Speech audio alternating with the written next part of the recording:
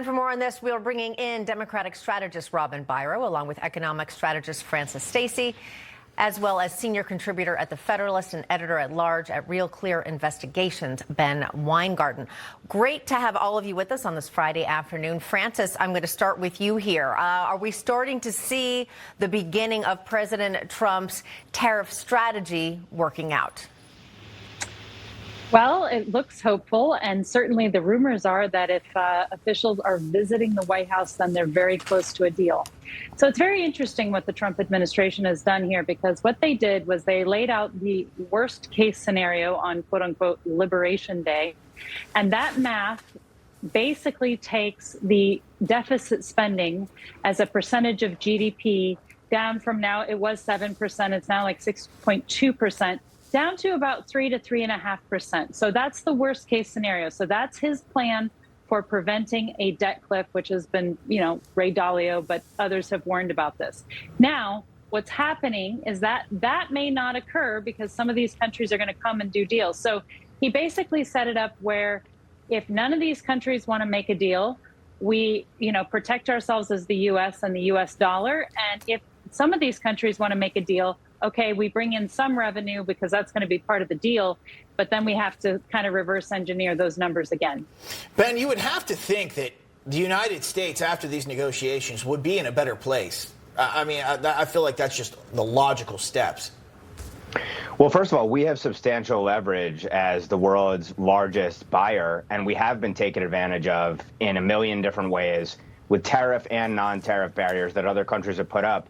And so to your point, the calculus here is very simple. Let's show what maximum pain would look like, but in a bid ultimately to first move to reciprocity, and then ultimately reciprocity at zero barriers, tariffs or non-tariff barriers. And that would be a massive boon to free trade on top of the deregulatory agenda, on top of the reducing taxes part of the agenda, and more broadly, the energy independence aspect. So we will end up in a better place, no doubt, because ultimately walls are going to come down on trade.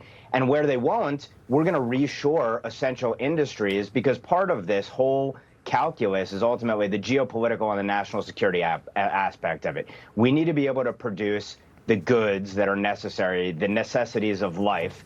And that includes, of course, weaponry. And we have to have a defense industrial base. And we need to separate the wheat from the chaff in terms of who wants to have trade relations with the U.S. and who wants to go along with China. And that is the much broader part of this entire trade agenda. Robin, I want to get your thoughts on this. A lot of Americans still a little bit concerned, a little bit struggling, of course, following Bidenomics. But we do know that gas around the country certainly has gone down. That's good news as we go into this summer season. But I do want to talk about housing.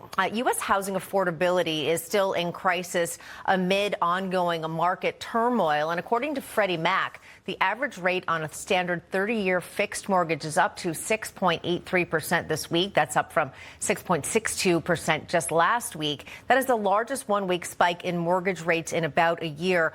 We know it's been very hard for Americans to be able to buy homes, to be able to live their own version of the American dream. Do you think we will see these increasing numbers come back down to earth?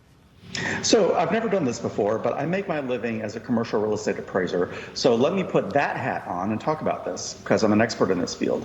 Right now, Trump is kind of at war with the Federal Reserve about interest rates right now, Jerome Powell specifically. So I've talked to analysts in my field. They feel pretty surely that rates are going to stay the same throughout this presidency because of some of the market uncertainties.